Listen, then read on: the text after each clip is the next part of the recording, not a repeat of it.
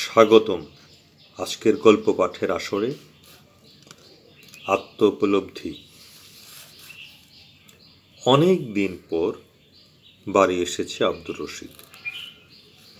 মনে মনে ভেবে রেখেছিল প্রথমেই মার কবরে জিয়ারত করবে, তারপর চাষের জমিগুলো ঘুরে দেখবে, সেই সব শেষ করে গ্রামের হাটে যাবে। পুরনো বন্ধুবান্ধব, আত্মীয় স্বজন, চেনা জানা লোকজনের সাথে সাক্ষাৎ হবে, আড্ডা দেবে, শেষে বাজার সদাই করে বাড়ি ফিরে আসবে। গুরুস্থানটা বাড়ি থেকে কিছুটা দূরের একটি জঙ্গলে, বাঁশ ঝাড়ের নিচে। খানিকটা জায়গা জুড়ে মাটি কেটে উঁচু করেছে। এখানেই পারিবারিক গুরুস্থান বানিয়েছে, যাতে নিজেদের লোকদের কবর দিতে পারে। বর্ষাকালে এই জায়গাটা বন্যার পানির নিচে চলে যেত। বন্যার সময় কেউ মারা গেলে কবর দেওয়া সম্ভব হতো না। এমত অবস্থায় খুবই কঠিন পরিস্থিতিতে পড়তে হতো তাদের। তখন আশপাশের গ্রামের উঁচু স্থানে নিয়ে গিয়ে অন্যের কবর স্থানে সমাহিত করতে হতো। সে কারণেই মাটি দিয়ে বেশ উঁচু করা হয়েছে গুরুস্থানটিকে। এখন পূর্বের অসুবিধা দূরীভূত হয়েছে। তার মা কর্পূরের নেছাকে এখানেই কবর দেয়া হয়েছে। যারা স্থায়ীভাবে বাড়িতে থাকে তারাই গুরুস্থানটিকে দেখভাল করে, বছরে অন্তত একবার পরিষ্কার করে। প্রতি বছরই বিভিন্ন প্রকার ছোট ছোট গাছপালা, লতাপাতায় এই গুরুস্থানটি ভরে যায়। সেগুলোকে পরিষ্কার করে দিতে হয়, তা না হলে চীনাজুকের উৎপাত বেড়ে যায়। কবর দিতে এসে অনেকেই জোঁকের কামড় খেয়েছে। জোঁকে আক্রান্ত হলে কী সব কেলেঙ্কারিই না ঘটত। যতটুকু না শরীর থেকে রক্ত চুষে ক্ষতি করে, তার চেয়েও বেশি মনে ভয় ধরিয়ে দেয়। বিশেষ করে বাচ্চাদের বেলায় হৈ হুল্লোড় কাণ্ড ঘটে। একবার তো 7-8 বছরের এক মেয়ের পায়জামার নিচে চীনা জোঁক ঢুকে পড়েছিল। তাতে হুলস্থুল কাণ্ড ঘটে গেল। মেয়ে মানুষ যত ছোটই হোক, তার পায়জামা তো আর খোলা যায় না। মেয়েটি ভয়ে চিৎকার শুরু করলে সবাই হতভম্ব হয়ে পড়ে। কোনো কিছুই আর বুঝে উঠতে না পেরে মেয়েটির বাবাকে সবাই বলল বাড়ি নিয়ে যেতে। মেয়েটিকে তার বাবা পাঁজাকুলো করে দৌড়ে গেল বাড়িতে। বাড়ির মেয়ে ছেলেরা দৌড়ে এসে জোঁকে আক্রান্ত স্থানে লবণ লাগিয়ে দিল। জোঁকের মুখে লবণ দেওয়ার সাথে সাথেই পিচ্ছিল প্রাণীটি গড়িয়ে পড়ে গেল। জোঁক কারোর শরীর থেকে রক্ত চষে আপনা আপনি গড়িয়ে পড়ে যায়। জোঁকের পেট ভরে গেলে আর সে খেতে পারে না, নিজে থেকেই আক্রান্তকে পরিত্যাগ করে চলে যায়। জোঁক আর মানুষের মধ্যে এখানেই তফাৎ। মানুষের কখনোই আঁশ মেটে না। ক্ষুধা নিবারণের চেয়ে অনেকটা শুষে নেওয়াতেই যেন আনন্দ। তার জন্য খুনোখুনি করতেও পিছপা হয় না। জোঁকের ভয় দূর করতে প্রতি বছর কবরস্থানের ঝোপঝাড় পরিষ্কার করে রাখতে হয়, যাতে জোঁক আস্তানা গাড়তে না পারে। সেখানে আরও অনেকগুলো কবর আছে। মায়ের মৃত্যুর অন্তত 10 বছর আগে তার পিতা মারা গিয়েছেন। তারও 30-40 বছর আগে দাদা দাদি মারা গিয়েছেন। তার একটি ছোট বোনও ছিল। 1 বছর বয়সে মারা গেলে এখানেই কবর দেয়া হয়েছে। তার থেকে মাত্র 2 বছরের ছোট ছিল ফাতিমা। বাকিদের বিষয়ে কথা শুনেছে বাবার মুখে। চাচা চাচি তাদের সন্তানদের যারাই মারা গিয়েছেন এখানেই কবর দেয়া হয়েছে। ফলে একজনের জন্য জিয়ারত করতে আসলে সবার জন্যই দোয়া পড়া হয়ে যায়। এই গুরুস্থানে যতজন শায়িত রয়েছেন সকলেই সওয়াবের ভাগীদার হয়। এতে অনেকগুলো কবর জিয়ারত করার নেকিও মেলে দোয়াকারী। যেহেতু আশপাশে কোনো বাড়িঘর নেই, তাই খানিকটা মানুষজনেরও তেমন চলাচল থাকে না। সে কারণেই আব্দুর রশিদের গোরস্থানে যাওয়াতে কিছুটা ভয় কাজ করে। রাতের বেলায় কখনোই যাওয়া হয়নি। দিনের বেলাতেও যখন আশেপাশের লোকজন চলাচল শুরু করে কিংবা পাশের জমিতে চাষ করতে আসে, ঠিক সেই সময় মায়ের জন্য দোয়া করতে যায় সে। অন্যথায় যাদেরকে এখানে কবর দেওয়া হয়েছে তাদের নিজস্ব পরিজনদের সাথে নিয়ে দল ভারী করে দোয়া পড়তে আসতো। এতে কবরস্থানের ভয় ভয় ভাবটা কেটে যেত। কবর জিয়ারত করলে কবরবাসীদের গোরাজাব কমে। রশিদ এই কথাটা বেহেশতে যাওয়ার সৌজন্য বয়ে পড়েছে। সে অনেক ধর্মসভায় আলেম ওলামাদের ওয়াজ নসিহত শুনে এই জ্ঞান অর্জন করেছে। যারা মারা যান তাদের কোনো ধরনের আমল করার সুযোগ থাকে না, ফলে যারা জীবিত আত্মীয় স্বজন ও বংশধর এবং মুসলিম উম্মার ভাই বেরাদর আছেন তাদের দোয়ার উপরেই ভরসা করতে হয়, পরকালে যাতে আল্লাহ শান্তি প্রদান করেন, আর জীবদ্দশায় যে সকল গুনাহ করেছে সেগুলোকে আল্লাহ মাফ করে দেন। সেই জন্যেই মায়ের কবর জিয়ারত করে দোয়া করবে এই ইচ্ছায় বের হলো রশিদ। আজকে তার কোনো ডর ভয় নেই। সে শুনেছে কবরে ফেরেশতারা থাকে, তাই কোনো ভয়ের কারণ নেই। আস্তে আস্তে গোরস্থানের দিকে হেঁটে চলেছে সে। শেষমেশ মায়ের কবরের পাশে এসে দাঁড়ালো। সে একজন সরকারি চাকরিজীবী। শিক্ষা অর্জনের জন্য সেই কবে ছাত্র অবস্থায় বাড়ি থেকে বের হয়েছিল, সেসব শৈশবের কথা। এরপরে শুধু ছুটি ছাটায় বাড়ি আসতো। বড়সড় ছুটি পেলেই বাড়িতে আসতে পারত, বিশেষ করে রমজান মাসের লম্বা ছুটিতে, আর যখন দুর্গাপূজার ছুটি হতো। কারণ ভালো লেখাপড়া ছাড়া ভালো চাকরি পাওয়া মোটেও সম্ভব নয়। তাই লেখাপড়ার প্রতি বিশেষ মনোযোগী থাকায় বাড়িতে আসার প্রতি আগ্রহ নিতান্তই কম ছিল। সে জানতো বাড়ি এলে শিক্ষা সহায়ক তেমন কোনো বন্ধু পাওয়া যাবে না।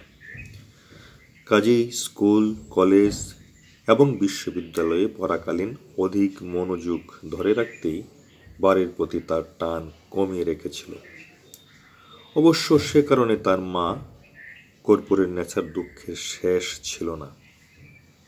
মা লেখাপড়া জানতেন না, তাই নিজে কোনো চিঠিপত্র লিখতে পারতেন না। পাশের বাড়ির আব্দুল করিম একমাত্র ভরসা। রশিদের সাথে পড়াশোনা করত সে। এসএসসিতে ফেল মারায় পড়া ছেড়ে দিতে হয়েছে। কর্পূরের নেশাকে প্রায়শই আব্দুল করিমের কাছে চিঠি লেখাতে যেতে হতো, ছেলে যাতে বাড়িতে এসে একবার দেখা দিয়ে যায়। বারবার এই কথাটা লিখতে হতো, আর মায়ের হাতের পিঠাপুলি খেয়ে যাওয়ার তাগিদ থাকত। করিম বলতো, সাসি, এই যে এত করে আপনি ওরে আসতে বলেন, কই রশিদ তো ছুটি ছাড়া আর কখনো আসে না। তাহলে চিঠি লিখলেও যা, না লিখলেও তা, কেন আপনি এত চিঠি লেখেন? মা বলতেন, কেমনে বুঝাই রে বাপ, মায়ের মন তো মানে না, না লেখে থাকতে পারি না, আশায় থাকি ছেলে যদি কখনো চিঠির উত্তর দেয়, যদি বাড়ি চলে আসে। যখন সন্তানের বাপ হইবি তখন বুঝবি। করিমকে লিখে দিতে বলে কালো গায়ের একটি সুন্দর বকনা বাছুর হয়েছে। প্রতিদিন দুধের স্বর তুলে রাখে মাটির পাতিলে। বেশ কিছুটা স্বর জমে গেলে তা দিয়ে ঘি তুলে কাচের বয়ামে ভরে রাখেন মা। ছেলে আসলে নিজের গোয়ালের কালো গাভীর দুধ থেকে তোলা ঘি দিয়ে গরম ভাত খাওয়াবেন। বেগুনের বড়া ভেজে দিবেন ঘি দিয়ে। ঘি ভাজা মসুর ডালের বড়া এক অনন্য স্বাদের বস্তু। কখনো লিখে দিত একটি নকশিকাঁথা সেলাই দিয়ে রেখেছে, রশিদ বাড়ি আসলে নিয়ে যেতে পারবে, হালকা শীতে গায়ে জড়িয়ে রাখবে। আরও কত কথা চিঠিতে লিখে দেন কর্পূরের নেশা। যখন যে মৌসুম সেই সময়ের ফল নানান সুস্বাদু খাবার ইত্যাদিতে আরও প্রলুব্ধ করতে চাইতেন ছেলেকে। মা আব্দুল করিমকে দিয়ে চিঠি লিখে পোস্ট অফিসে পাঠিয়ে দিতেন। রশিদ এই চিঠিগুলো কোনো জবাব কখনো দেয়নি, হয়তো লেখাপড়ার চাপে সময়ই হয়নি। সে এগুলো পেল কি পেল না তাও মাকে জানায়নি, তাতে মায়ের উৎসাহের কোনো কমতি হয় না। মনে কিছুটা দুঃখবোধ জন্মানো ছাড়া ছেলে যখনই ছুটিতে বাড়ি আসতো তখন সেই সব আয়োজন ছেলের সামনে এক এক করে এনে দিতেন। রশিদ বলতো, কেন যে এত কষ্ট করো মা? একজন মানুষ একসাথে কি এত সব খাবার খেতে পারে? তুই বুঝবি না, মায়েদের জন্ম তো সন্তানের খুশির জন্য, আর মায়ের খুশি সন্তানের খুশির আয়োজন করে। যা পারিস খা, আমি বানিয়ে রাখছি, এতেই আমার সুখ।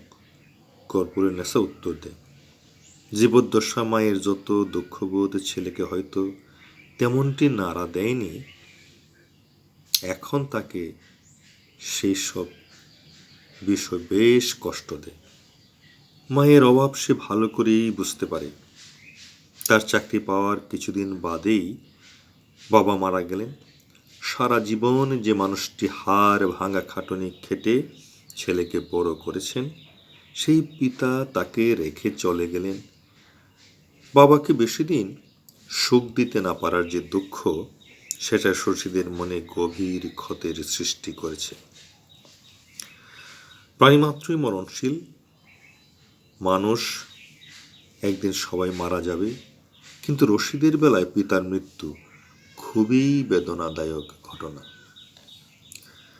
পিতা সমীর উদ্দিন যখন মারা যান তখন রশিদের কর্মস্থল ছিল কিশোরগঞ্জে।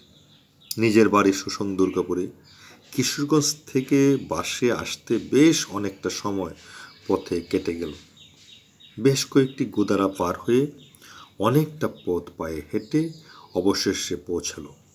বেশ খানিকটা সময় পরে জানাজার নামাজ শুরু হওয়ার ঠিক আগ মুহূর্তে সমীর উদ্দিনের মৃত্যুর সময় নাকি বারবার ছেলেকে নাম ধরে ডেকেছে, জানতে চেয়েছে রশিদ এসেছে কি না।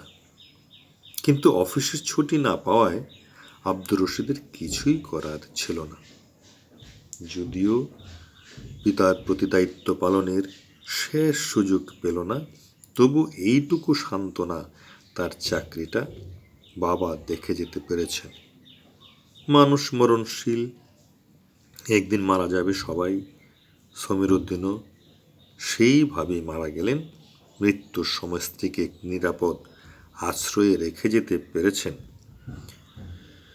এইটুকু সান্ত্বনা, ছেলে ভালো চাকরি পাওয়ায় সুবাদে মায়ের জন্য আর কোনো ভাবনাই রইল না।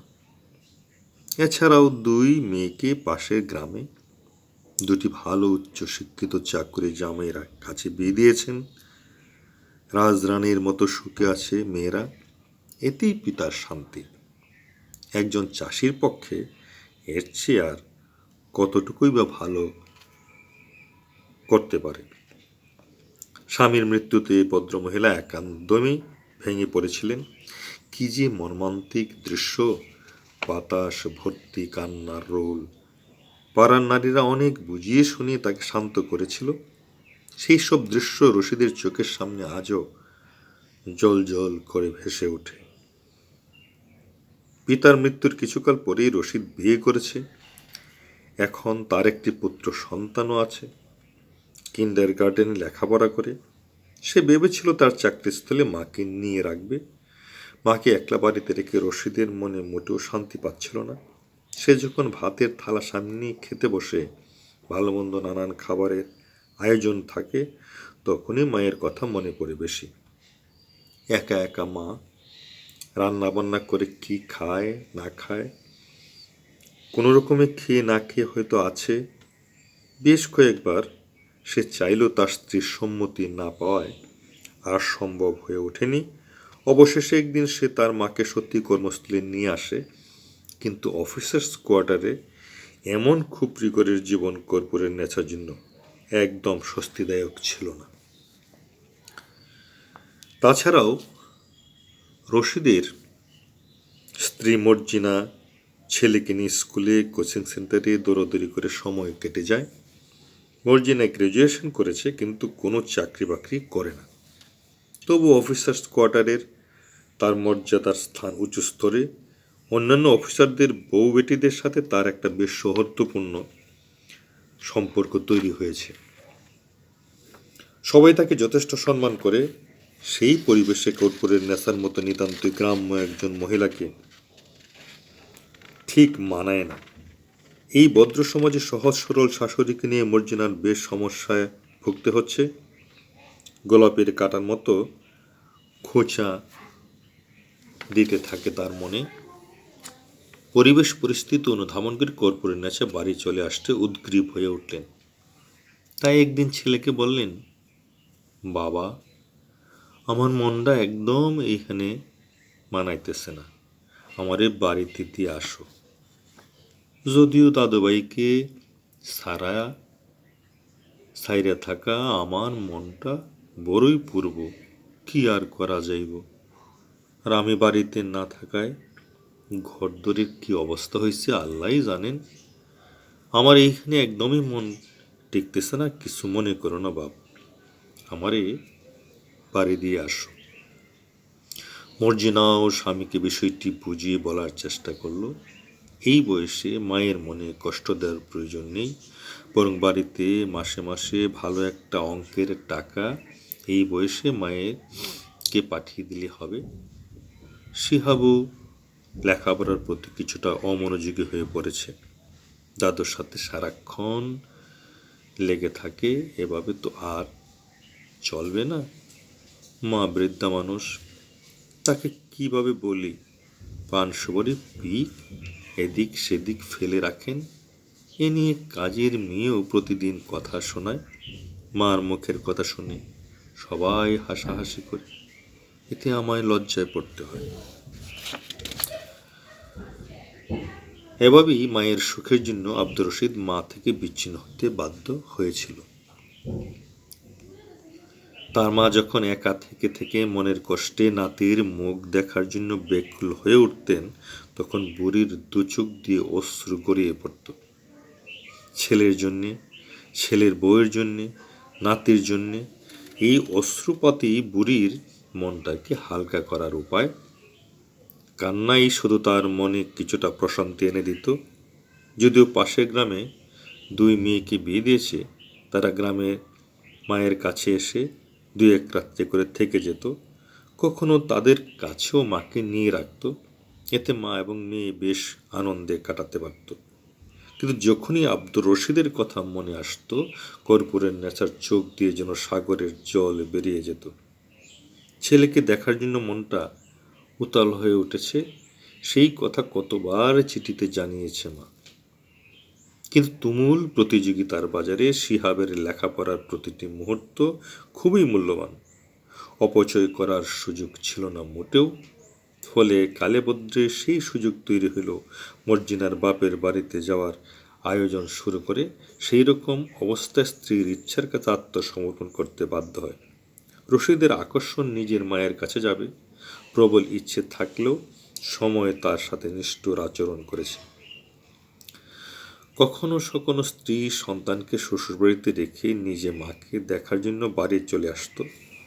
এছাড়াও ধান কাটার মৌসুমে পৈতৃক সম্পত্তির ফসল বিক্রি করে টাকা নিয়ে যাওয়ার তাগিদে রশিদকে বাড়ি আসতে হতো। এমন কঠিন পরিস্থিতির মধ্য দিয়ে রশিদকে তার মার জীবদ্দশায় কাটাতে হয়েছে। এই বেদনা তার মনে যখন উদয় হয়, সে ভীষণ কষ্ট অনুভব করে। আজকে বাড়িতে এসেছে। সন্ধ্যায় সন্তান শিহাবকে দেখে বাড়ির সবাই আনন্দিত।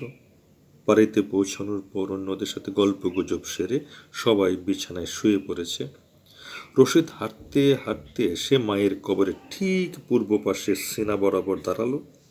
তার ভেতরটা যেন কষ্টে ফেটে যাচ্ছে। মনে হলো চিৎকার করে মাকে ডাকবে, পরক্ষণেই তার মা ভাবনা এলো মার সাথে উচ্চ স্বরে কথা বললে অন্যরা বিরক্ত হতে পারে।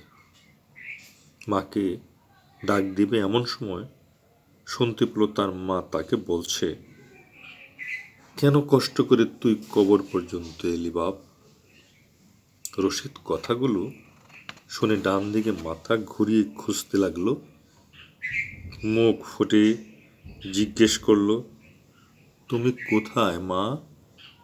আমি তো তোমাকে দেখতে পাচ্ছি না। এ কি কথা বলিস? আমি তো সবসময় তোর চোখের সামনে আছি। কর্পূরের নেশা জবাব দিল, কি কথা বলো? কবর থেকে কি মানুষ উঠে কোথাও যেতে পারে? শোনো ছেলের কথা, মানুষ কি শুধু কবরেই শুয়ে থাকে? এই যে আমি প্রতিদিন অপেক্ষা করি তুই এসে আমার জন্য দোয়া পড়বি, পাশে এসে ডাকবি, তাতে আমার কিছুটা শান্তি মিলবে। কিন্তু তুই তো কখনোই আসিস না, তাই আমি অপেক্ষা করে করে নিজেই পথ খুঁজে নিয়েছি। এ কেমন কথা বলো মা? মানুষ কি মৃত্যুর পরে চলাচল করতে পারে? কেন পারবে না? আমার দাদু ভাইয়ের সাথে প্রতিদিন কথা বলি, তার সাথে খেলা করি। রশিদ এই কথা শুনে কিছুটা ভয় পেয়ে গেল। ছেলের সাথে মৃত মা খেলা করে, কি সাংঘাতিক ব্যাপার। তো কি নিয়ে কথা বলো মা? কি আর বলবো, আমি মুখ্য সূক্ষ্ম মানুষ, বলি তোর সাথে গল্প করতে এসে তোর বাবা মাকে দেখতে পাই। তুমি আছো বলেই সম্ভব হয়েছে দাদু ভাই। তোমার বাবাকে না দেখে আমি মোটেও থাকতে পারি না। নাতি বলে, কেন থাকতে পারো না? তুমি কি বাবাকে খুব আদর করো? খুব আদর করি, আমার নারী ছেঁড়া ধন। তার মুখ না দেখে আমি যে শান্তি পাই না ভাই। আচ্ছা দাদু, মা বাবাও কি তোমাকে না দেখলে এমন কষ্ট পায়? আমার জন্য কি তাদেরও তোমার মতো মন কাঁদে? হ্যাঁ, পৃথিবীর সব মানুষেরই নিজের সন্তানের জন্যে এমনি করে মন ছটপট করে দাদু ভাই। কিন্তু সন্তানেরা মা বাপের সেই কষ্ট বুঝতে চায় না। তাহলে তুমি আমাদের সাথে থেকে যাও না দাদু। শোনো বোকা ছেলের কথা, আমি কি সেভাবে থাকতে পারি দাদু ভাই? আমি তো কবরে থাকি, তোমাকে মাঝে মধ্যে এসে গল্প শুনিয়ে যাব। তাহলে আমি তো তোমার সাথে কবরে থাকতে পারি। তাহলে বাবা তোমাকে খুঁজতে খুঁজতে তোমার কাছে চলে যাবে, তখন তুমি তাদেরকে দেখতে পাবে। তা কি হয় দাদু ভাই? আব্দুর রশিদের গোঙানির শব্দে মর্জিনার ঘুম ভেঙে গেল। ঘুমের মধ্যে বিড়বিড় করে কি জানি বলছে সে।